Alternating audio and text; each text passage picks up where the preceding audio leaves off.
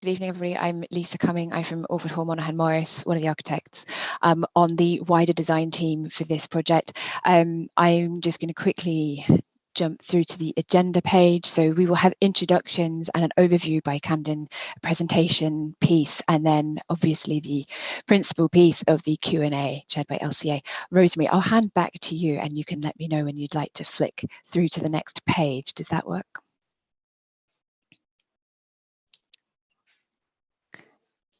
I think you're on mute.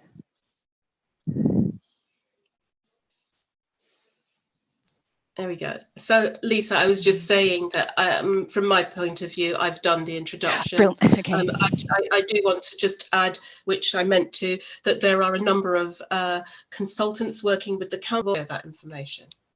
Thank you. Super. So without spending too much time on what will be in the presentation, then I'll just get to it so that we can get going. And this is where I do hand back to Camden again. Ed, do you want to take that?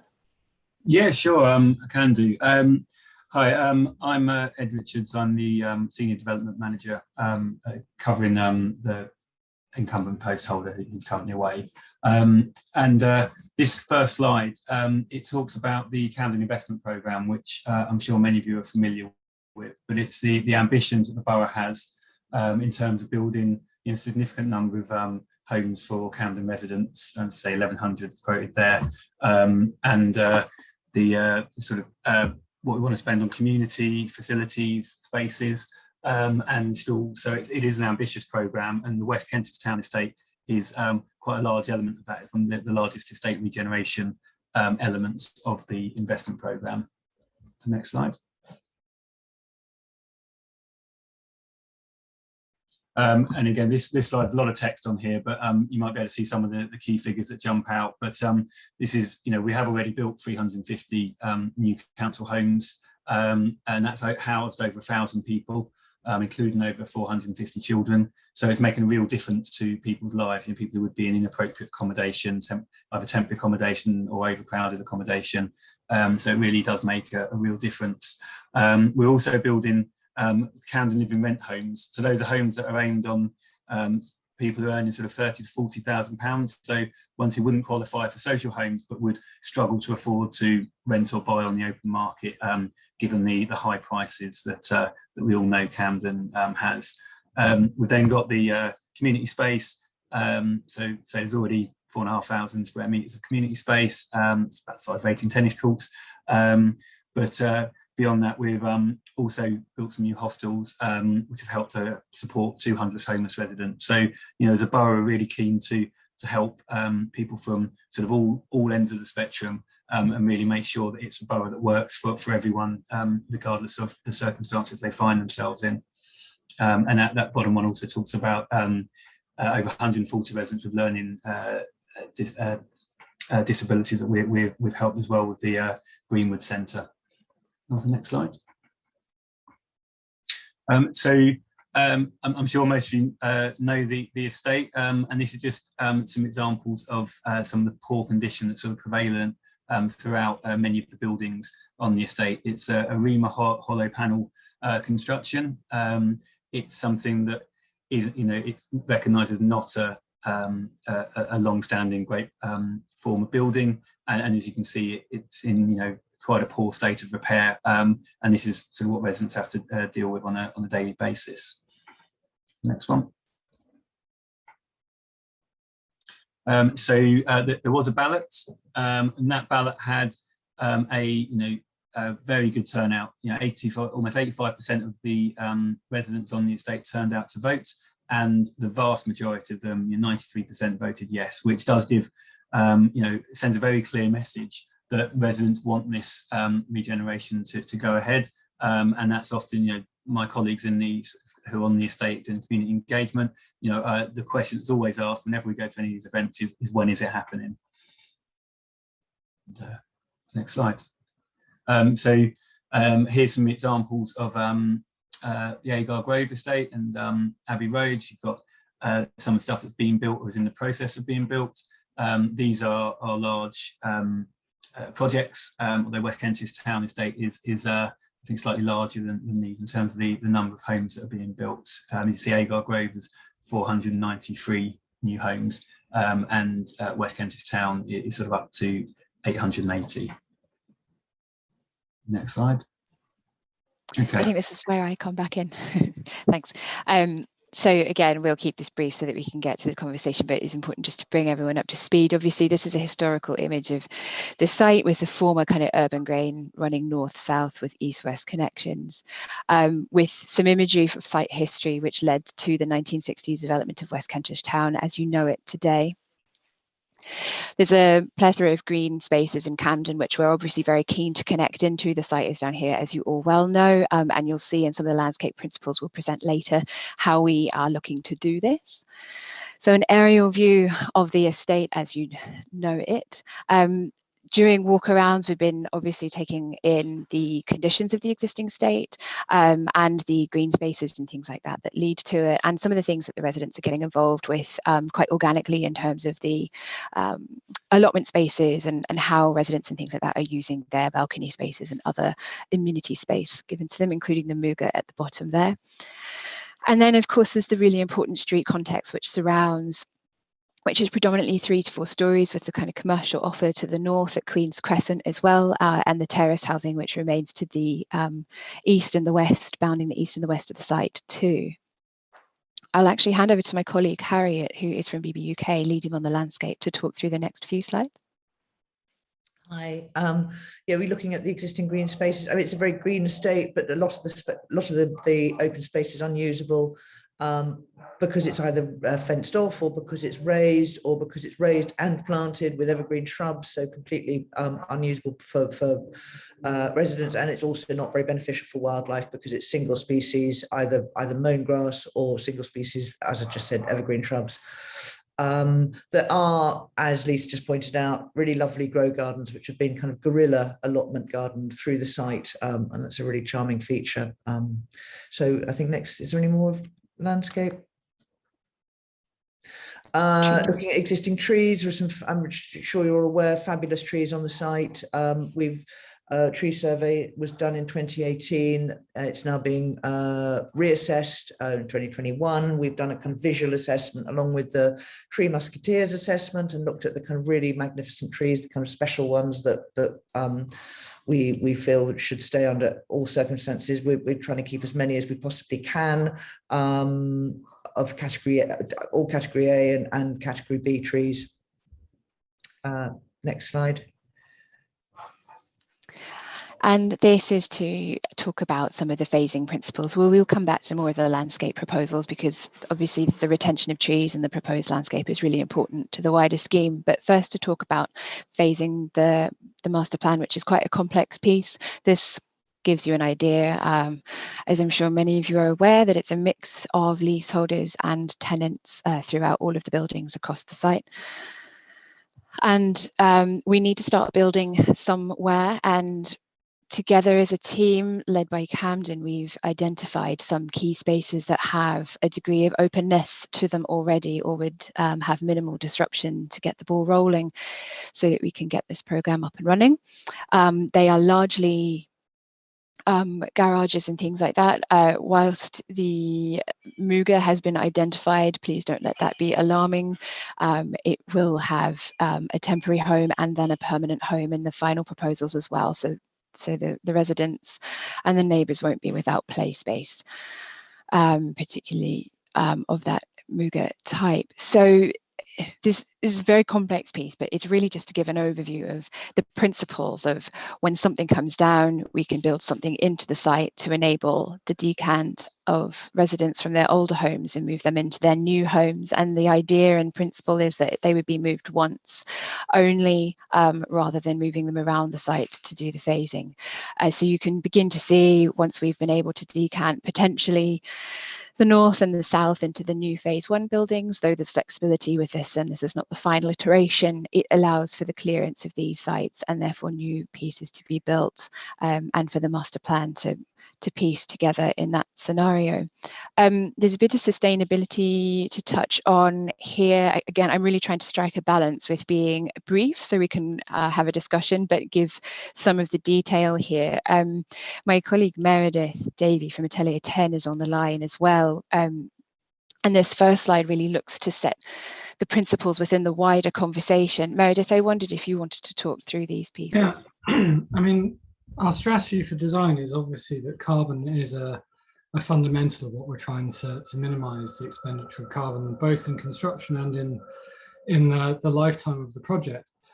And we are balancing that, though, against a failing estate, an estate that is not fit for purpose, and an estate that is unlikely to ever be able to be fit for purpose. So with issues of inaccessibility to housing, issues of poor connectivity, failing fabric, failing infrastructure, and an inherent poor operational carbon strategy that requires a holistic approach to address that. As a team, we look at all the issues together and come up with strategies, and we do that by looking at what is the existing carbon requirements and what is the amount of carbon that we're going to project when we're trying to get towards a net zero target. And in developing solutions, it's trying to seek holistic opportunities that deliver great quality housing, great quality opportunities for people to live their lives, both inside the buildings and across the site, and delivering that through the use of a number of interventions in both the buildings and the landscape, mediated by advanced technology to really try and deliver great new homes for future generations.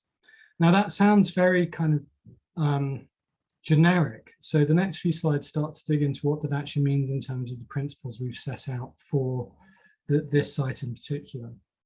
And we've got a series of guiding principles these are the kind of heart and soul of what we're trying to achieve. And really it's about trying to manage the materiality, the occupant health and well-being, the resilience to both creating climate change through carbon emissions, and also resilience to climate change that will happen because of existing damage that we've done to the environment.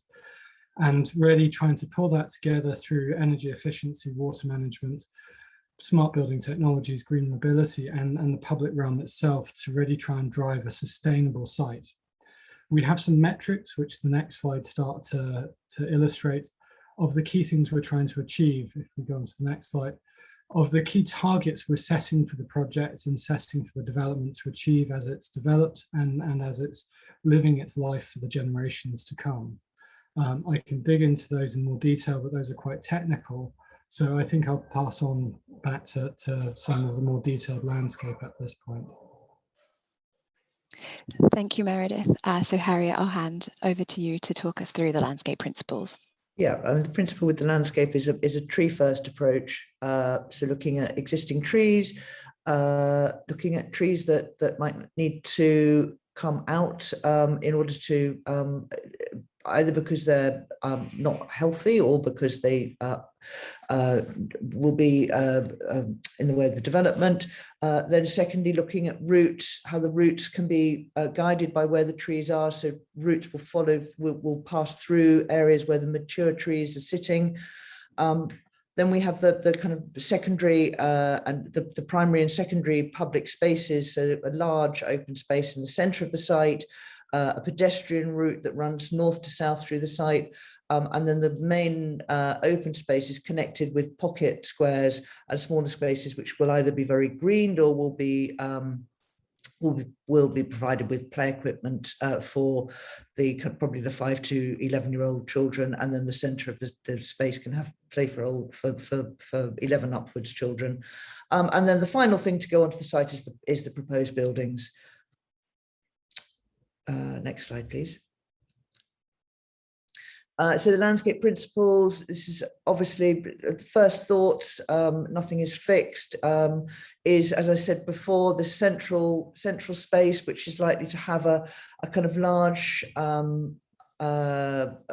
informal play element in the centre for older children. It could have fitness equipment, again for older, well, for grown-ups, older children, and then connected to this will be a series of pocket squares, which could be, as I just said, lush and green, which would add to the biodiversity of the site,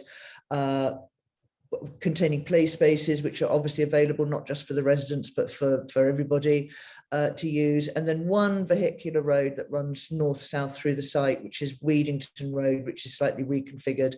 So it won't do its turn anymore, it'll just run north to south. And then within the blocks of housing will be courtyards which will be available for residents, so the residents get their own communal space, which is connected by, to the ground floor homes with private gardens. I think that's it in a nutshell. So any more slides? Yeah. Oh, okay. So looking at the three different types of space, starting with the very public space, which is the main part of that, as I've already said, is in the centre of the site.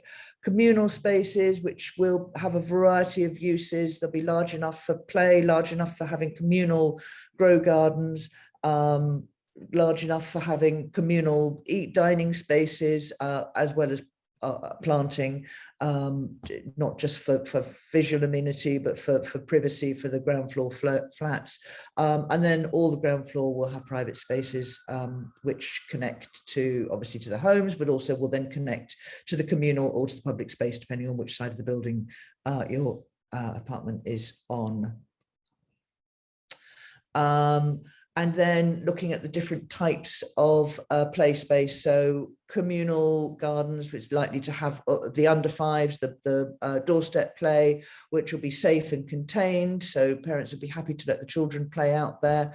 Then older children, some of this could be the 5 to 11s, some of this could be contained within communal gardens, but also some of this can be in the more public landscape.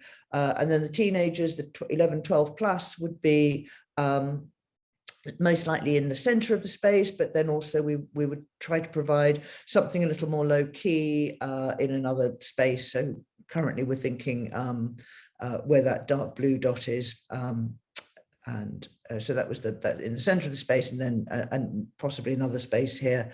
But as I say, these are ideas and not firm proposals yet. And then finally, SUDS, which is going to be a really important element, making sure that all the surface water drainage runs through planted areas, which cleans the water, which attenuates it, slows down its passage from sky to drains, which helps relieve flooding. And that the SUDS areas can not only be planted, but can also contain incidental play, which is the final type of play that we're thinking of proposing, which would be dotted throughout the site, which would encourage walking, encourage cycling, and encourage people to walk through, walk through from one side of the estate to the other, which obviously creates kind of eyes on the ground. I think that, is there any more? Yeah. Great, thank you very much, Harriet. And so this ties in very closely with the housing principles that we are pursuing across the master plan as well. So while there be a variety of housing typologies and kind of architectural expression, the principles are very much consistent across the master plan. I'll try and zoom in and move along so you can have a slightly better view on your devices. Hopefully this helps. But the first principle is really about front doors and having a defensible sort of planting zone, so that walkways and things like that are stepped back slightly from front doors, and that front doors will be along the ground floor as much as possible. So it will feel very residential at ground floor as well. And then to the backs of these ground floor houses or units, private gardens that then lead into a larger shared courtyard space for the residents, which we've talked about in the landscape principles. But again, there's a separation, whether it's through planting or something like a small wall to help and assist with that privacy. Which is illustrated here. I'm going to jump over this way to talk a bit more about the generous courtyards. We're obviously working to the principle that buildings, including the new ones that would go on the site, are at least 18 metres apart. So the courtyards are at minimum 18 metres. And so then they're generous in terms of what they have in terms of spatial offer, but it also assists in getting plenty of sunlight and daylight into these spaces to make them be really enjoyable and obviously really effective for all the planting that we hope to see in there as well. Some of the ground floors in terms of larger units will be duplexes, by which we mean there being the living spaces to the ground floor and the bedrooms to the upper. And this really helps assist us with our aspiration to have no bedrooms at ground floor, particularly outward facing. We are pursuing the principle of balcony access to many of the upper levels, which is something that's on the site at the moment, and the residents in particular has suggested they have really valued, particularly during COVID as well, with sensible placement of the balconies for access, that they're to typically to the east or to the north, so that the private amenity space, so the larger balconies that are private to each flat, would be typically to the west and south where possible. But also the principle that these balconies are a bit more generous and could be spaces that are potentially occupied or personalised in some way as well. These principles are obviously to be very much developed, but it's where we start. And then setting back at the upper floors as well, both to assist in terms of daylight and getting sunlight into these lower spaces, but also to have an approach to height that has sensitivity and architecture articulation to the top levels as well. I think I'm coming into land on this. And the final one is the generous balconies to the upper. So at the moment, the residents have their access balcony, but nothing in addition to that. And so this would provide them with private space that they can use at the upper levels as well. Height and massing is next on our principles list. In the surrounding, what we've tried to do is draw out a sort of heat map of the existing context, as you can see, and as you'll well know, being Neighbours, it is the kind of cooler blues of 2 to 3 stories predominantly, particularly with the terraced housing. And then we have a moment of height with Hawkridge House, which has been the UCL postgraduate residence tower. And with some of the buildings towards the south as well, coming up to kind of 4 or 5 floors, and in some locations 8 stories as well. So whilst height does assist in terms of accommodating a larger number of units, which is needed for the affordable housing need within the borough, what it also does is allows us to use height as markers or gateways into the estate as well. So we've been thinking really carefully about entrance points into the site. And so you can see we have the central piece here, which is the UCL tower. I'm hoping you can see this. I'll zoom in a bit. The Hawkridge House here. So we feel there's an opportunity for a bit of height adjacent to this space, and it also becomes a marker for the generous open public realm space, which is accessible obviously to residents and neighbours alike in the centre, with 3 potential opportunities for where the massing might pop up to sort of, areas of height to the edges as gateways in. So we obviously have from Talika Gardens and Real School to the south. We've got Grafton Road and Holmes Road from the south as well. And then from the north, we have Queen's Crescent and Grafton Road as well. The way we've been exploring this is by building working models. So this is a working model of the existing site, and this has also helped us to explore different phasing sequences, which is why you can see bits of models coming out at different times.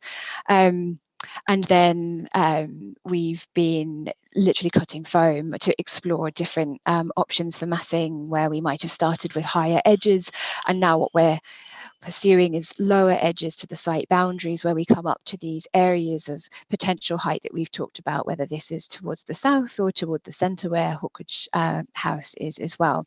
And in addition to that, these sorts of walking, and I'm aware this will be very small on your screen, so again I'll do a quick recce around on plan. but we can certainly come back to particular areas of interest in the Q&A. So a quick kind of aerial sketch, as it were, from the south looking north, so Queen's Crescent to the top, Botanical Gardens down this route to the south. This first one looks, this is actually an internal view within the street and looks down the new pedestrian link that we are looking to create, with maisonettes to the left and to the right. And then it's really a walk around the site, and you can see that what we're taking lead from is the existing context where possible, in terms of setting the starting point for height and for stepping back, such as at Queen's Crescent. So we're respecting what's there already. And also in terms of the ground floor offer, responding to what is there as well. So Queen's Crescent maintaining a more public offer than just residential. And then some of the key areas we're really looking to do is to explore is creating a link to the real school in the background here. And I'm actually going to keep jumping forward because I think, here we go, I've shown them larger here. So this is from the north of the site, Queen's Crescent. And then, which we've just had a look at, and then this is further down Queen's Crescent where it meets Grafton Road, looking south. So you can see this, the principle of the lower site edge here, stepping back and into the site there, with the current views, courtesy Google, to the bottom there. Allcroft Road takes its cue very much from the existing terrace housing, which bounds the site, and where we feel 4 stories might be appropriate here, again with the architectural kind of expression to the top floor where we step back or in or out to have balconies and things like that, to really begin to think about articulating the top of these. These sketches are all very much indicative early studies, really, and not talking very much about architecture, but really just about height and edges. And then down to the south of the site, near the railway, where the railway passes through, being one of our potential gateway markers into the site from the southeast, and then the existing pub, which has been converted into residences, looking north towards Queen's Crescent up Grafton Road again. This is a much clearer view of the internal street that I was talking about before. So hopefully you can see that there, where this will be predominantly pedestrian and cycle friendly. So we would hope this feels like a very much kind of owned space by residents and neighbours, and pedestrian prioritised, with the view to the right hand side here of providing a link directly through to Real School, which was populated with kind of green and pocket play spaces that Harriet's talked through in her principles as well. We have done some resident engagement. I wondered if Duncan or LCA wanted to recap on this, but I'll leave some time. Otherwise, this is, oh yeah. Yeah, thanks, Lisa. Sorry, yeah, we have undertaken a number of workshops with residents. Obviously, the resident engagement goes quite some time back, but in recent times we have undertaken 2 rounds of workshops with local residents, and we've had very good attendance, and they'll be ongoing over the coming weeks. And it, you know, it's been really good from our point of view. We've had some feedback that we've now need to take some time to think about and see how that could impact what we're doing. So consultation with residents and with the neighbours will be ongoing over the coming weeks and months. Thank you. Great, thank you. And this is the resident engagement session that's just come to a close, where we have also just opened the discussion on massing and height with them as well. And so I believe we end with programme. I wonder if Rosemary, you would like to speak to this, or if we have Ari Miller who would like to speak to it. I'm not sure if Edith is on the call. Are you here, Edith? No, okay. So this diagram provides an illustration of roughly where we are in the process of working towards cabinet decision, a planning application, and the start of the phase 1 development. We anticipate that there's going to be roughly 5 phases of development. So we're at September. This programme is slightly out of date and showing the business case going to Cabinet in December. We've actually been asked to move this to January. And that would enable us to have the time to develop the REBA Stage 3 work that would enable us to submit a planning application. And so the rest of the diagram really does just sort of, you know, highlight and demonstrate the various REBA stages and what we will be doing in between in terms of tendering and going out to tender for a contractor, and then getting on with and hopefully delivering the first phase, due to complete roughly around June 2025, and then continuing with the subsequent phases. And we expect that during all of that time, so all 5 phases, that we will continue to consult with not just residents but neighbours too, because you as separate groups will of course be impacted by the construction, the ongoing construction that will necessitate the redevelopment of this estate. So I'm going to stop there. I know that there's quite a lot of chat in the box, and the Q&A session now is going to be led by Duncan from LCA. So yes. Duncan, if I can hand over to you. Thank you, Rosemary, and thank you to those who presented, and I hope those who attended found it informative. We've had quite a few questions come in, which is great to see, and I would remind you to use the Q&A function at the bottom if you do have questions. I know that there have been some come in through the chat, but there's quite a lot to get through there, so we'll try and pick those questions out. But if you really do want to ask it, maybe click the Q&A and ask it again.